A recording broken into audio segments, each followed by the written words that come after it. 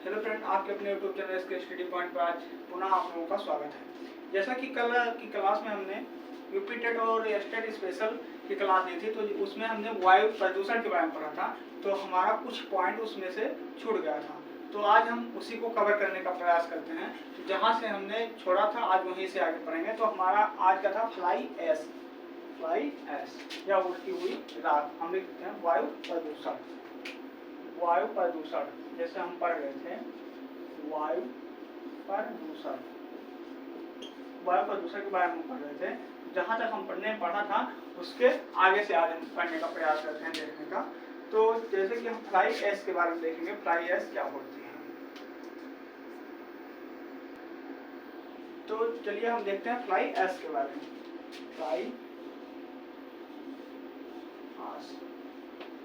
या इसको उड़ती हुई राख कहते हैं। जैसे हम देखते हैं कि कहीं कोयला जलाया जाता है या जैसे लकड़ी जलाई जाती है, तो वहां पर जलने के बाद जो है हल्की राख जो होती है सफेद सफेद हल्के भूरे कलर की, वह ऊपर की ओर उड़ती है।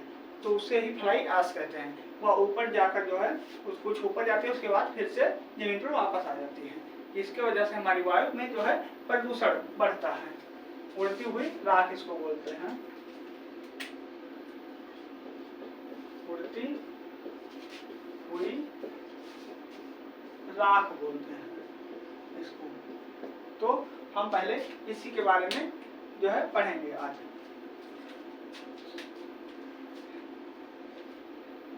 इसका स्रोत क्या होता है निकलने का, जैसे हम स्रोत के बारे में देखते हैं कहाँ कहाँ से यह निकलती है। तो जैसा कि हमने बताया, कोयला को हम जलाते हैं, लकड़ी को हम जलाते हैं, या अन्य जैसे किसान जो होता है अपने खेत में पैरा को जला देता है, सूखा पैरा जो होता है उसको जला देता है, उससे भी निकलता है। और जीवाश्म ईंधन हम कहें तो, जैसा कि हम कहें जीवाश्म ईंधन, जीवाश्म ईंधन हो गया, लकड़ी हो गया, कोयला हो गया, जीवाश्म ईंधन हो गया हमारा, लकड़ी हो गया, कोयला हो गया, ज्वालामुखी, लकड़ी, कोयला, ज्वालामुखी। आज जगह से जो है बहुत सारे जगहों से निकलता है। जीवाश्म ईंधन से जो है निकलने वाली गैसों के साथ हम और आगे देखते हैं। जैसे हमने बताया था, हमने कहा जीवाश्म ईंधन के साथ, जो जीवाश्म ईंधन होता है उसके साथ जो निकलती है ज्वाला निकलती है, उसके साथ जो हमने बताया हल्की सी जो है राख उड़ती है। जीवाश्म ईंधन के साथ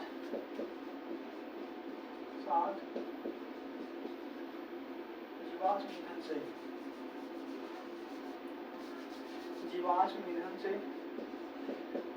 निकलने वाली गैसों के साथ,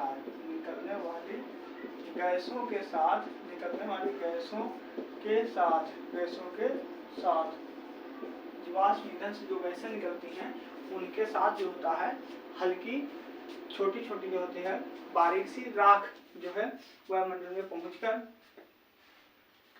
गैसों के साथ हल्की राख वायुमंडल में पहुंचकर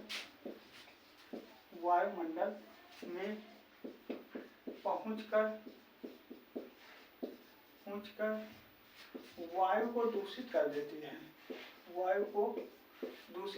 है, जो मानव के फेफड़ा आदि के लिए जो है बहुत खतरनाक साबित होता है। वायु को दूषित कर देती है,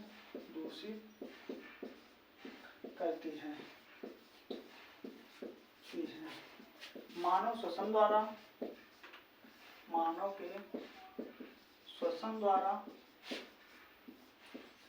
के श्वसन द्वारा जब मानव के श्वसन द्वारा या अंदर जाती है तो यह फेफड़े को दुष्प्रभावित करती है,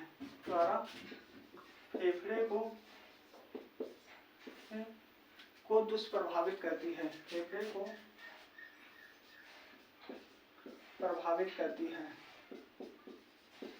ये करती है, फेफड़े को यह जो है प्रभावित करती है। यह हमारा था फ्लाई ऐश के बारे में हमने पढ़ा। अब हम देखेंगे जो वायु प्रदूषण के संकेतक होते हैं, अर्थात SO2 गैस जहाँ पर होती है वहाँ पर जो है वायु प्रदूषण अधिक होता है।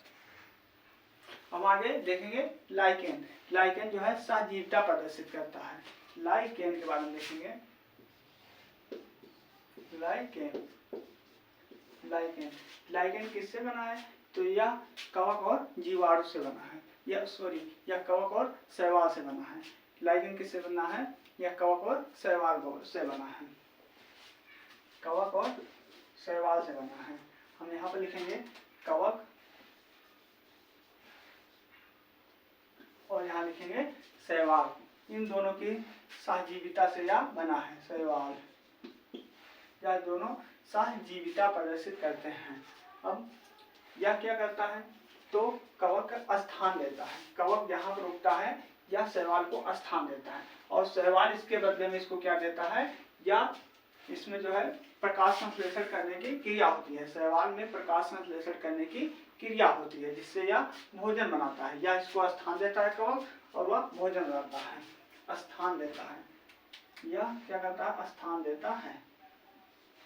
स्थान देता है। यह स्थान देता है और वह जो है प्रकाश संश्लेषण द्वारा जो है भोजन तैयार करता है। यह प्रकाश संश्लेषण द्वारा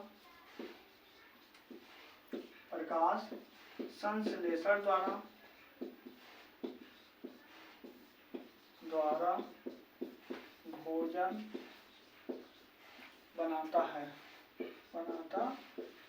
प्रकाश संश्लेषण द्वारा भोजन बनाता है। शैवाल जो होता है प्रकाश संश्लेषण से क्रिया कौन करता है? शैवाल करता है। और हमने लाइकेन के बारे में लिखा है। तो जहाँ पर वायु प्रदूषण अधिक होगा अर्थात SO2 की मात्रा अधिक होगी। SO2 अर्थात हमने बताया था सल्फर डाइऑक्साइड। जहाँ पर सल्फर डाइऑक्साइड की मात्रा अधिक होगी वहाँ पर वायु प्रदूषण अधिक होगा अर्थात वहाँ पर लाइकेन नहीं उगते हैं। लिख देते हैं पॉइंट बनाकर नोट में। जहाँ पर जिस स्थान पर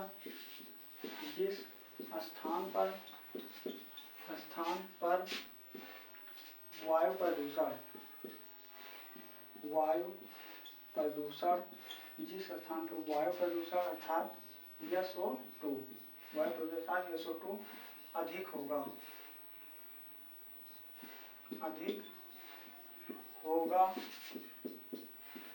वहाँ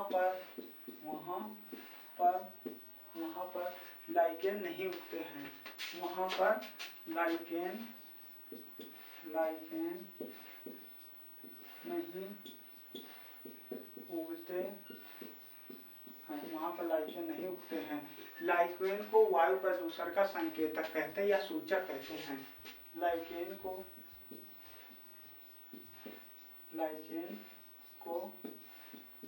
वायु प्रदूषण का संकेतक कहते हैं। लाइकेन को वायु प्रदूषण का संकेतक कहते हैं। लाइकेन जो होता है इसको वायु प्रदूषण का संकेतक कहते हैं। लाइकेन को वायु प्रदूषण का संकेतक कहते हैं। लाइकेन क्या बोलते हैं? लाइकेन को वायु प्रदूषण का संकेतक कहते हैं। जैसे हमने कहा कि यह जो होता है कवक और शैवाल यह सहजीविता प्रदर्शित करते हैं। सहोकारिता जैसे कि BPSC 3.0 में सहजीविता न देकर सहोकारिता पूछ लिया था तो बहुत सारे लोगों का यह क्वेश्चन गलत हो गया था। शैवाल और कवक क्या प्रदर्शित करते हैं? तो ये सहजीविता सहोकारिता यह म्यूचुअलिज्म इसको क्या बोलते हैं? म्यूचुअलिज्म बोलते हैं। यहाँ से BPSC में जो है ऐसे शब्दों का प्रयोग करता है। तो उसने सहजीविता न देकर एक एग्जाम में म्यूचुअलिज्म पूछा था और दूसरे एग्जाम में जो है सहोकारिता पूछा था। तो देखते हैं शैवाल और कवक। शैवाल व कवक सहजीविता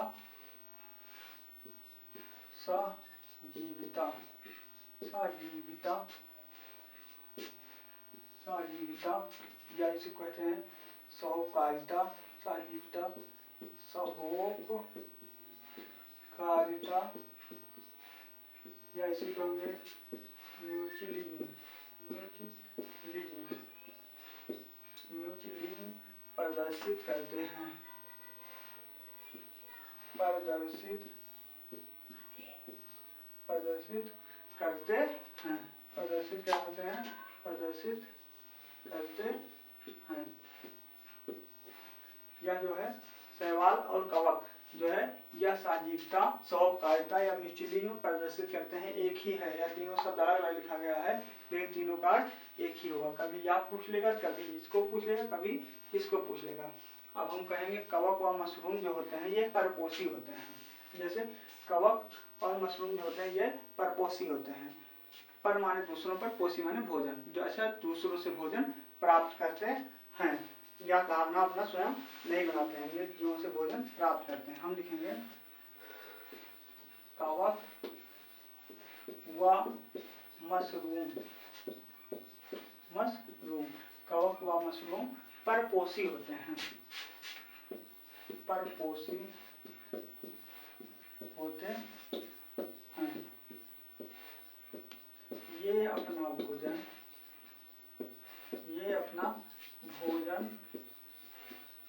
स्वयं नहीं बनाते,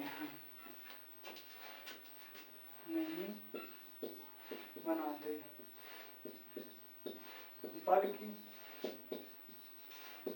मृत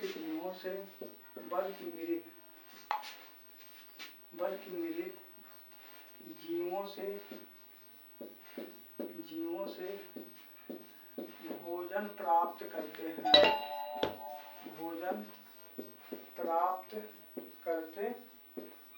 ये अपना भोजन स्वयं नहीं बनाते हैं। जो जीव जंतु अर्थात मृत हो जाते हैं जिनकी, उनसे भोजन प्राप्त करते हैं।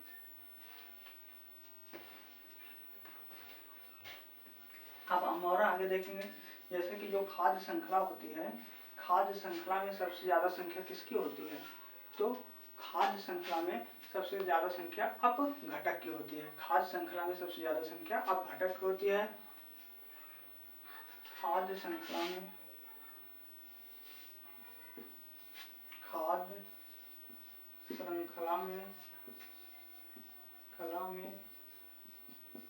सर्वाधिक संख्या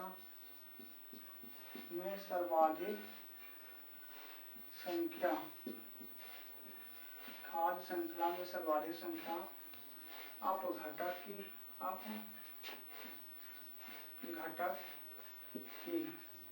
व न्यूनतम संख्या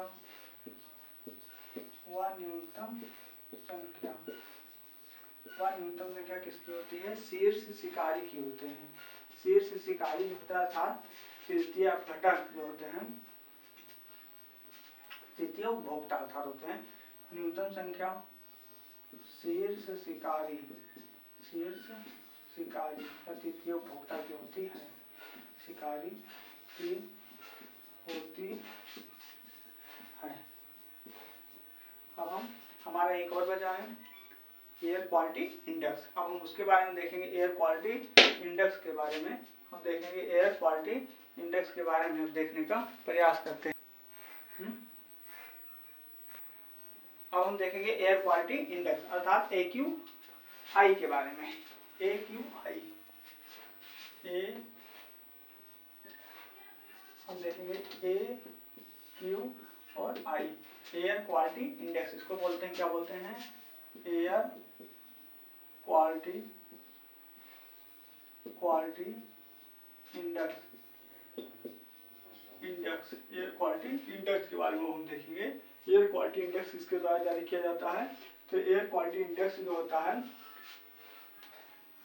एयर क्वालिटी इंडेक्स यह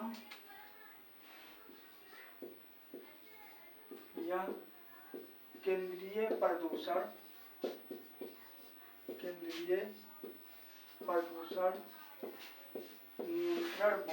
नियंत्रण बोर्ड द्वारा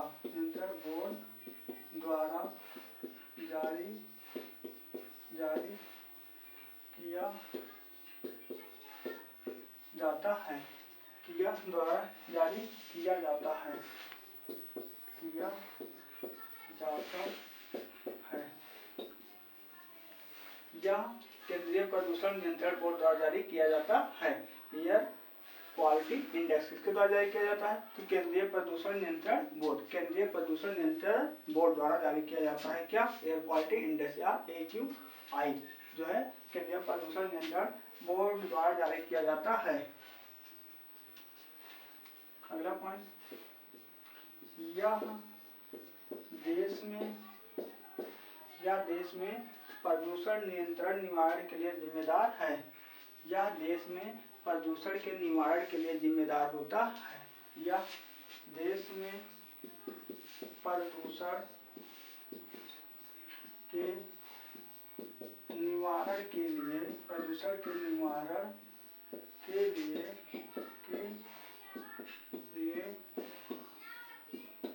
जिम्मेदार है। यह देश में प्रदूषण के निवारण के लिए जिम्मेदार है। यह देश में प्रदूषण के निवारण, इसकी स्थापना जो है 1954 में हुई थी। इसकी स्थापना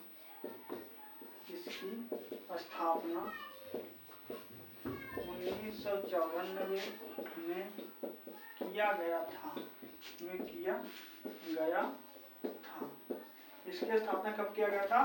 केंद्रीय प्रदूषण नियंत्रण बोर्ड की स्थापना कब किया गया था? 1994 में किया गया था। केंद्रीय प्रदूषण नियंत्रण बोर्ड की स्थापना 1994 में किया गया था और इसके अंतर्गत 8 प्रकार के प्रदूषण शामिल होते हैं। इसके अंतर्गत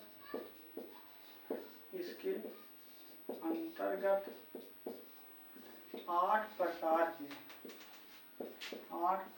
के प्रदूषण शामिल हैं। 8 प्रकार के प्रदूषण शामिल हैं। इसके अंतर्गत 8 प्रकार के प्रदूषण शामिल होते हैं। इसके अंतर्गत 8 प्रकार के प्रदूषण शामिल होते हैं। एक और अलग से पॉइंट लिखा देते हैं, जैसे जल प्रदूषण नियंत्रण बोर्ड की स्थापना कब हुई थी? 1974 को। इसे लिख लीजिए, इसमें अलग से पॉइंट है, ये अभी कई बार पूछा जाता है। जल प्रदूषण निवारण व जल प्रदूषण निवारण व नियंत्रण जल प्रदूषण निवारण व नियंत्रण बोर्ड की स्थापना कब हुई थी? तो इसकी स्थापना हुई थी 1974 ईस्वी में। तो आज जो है हमारा वायु प्रदूषण टॉपिक जो है यहीं पर समाप्त होता है। अब हमने पूरा टॉपिक जो है कवर कर लिया है। अब हम कल से जो है जल प्रदूषण के बारे में पढ़ेंगे। हमारा वायु प्रदूषण यहीं खत्म होता है। अब हम जल प्रदूषण के बारे में पढ़ेंगे। यदि हमारा वीडियो आप लोगों को पसंद आया हो तो चैनल को सब्सक्राइब करें, वीडियो को लाइक करके शेयर करें। धन्यवाद।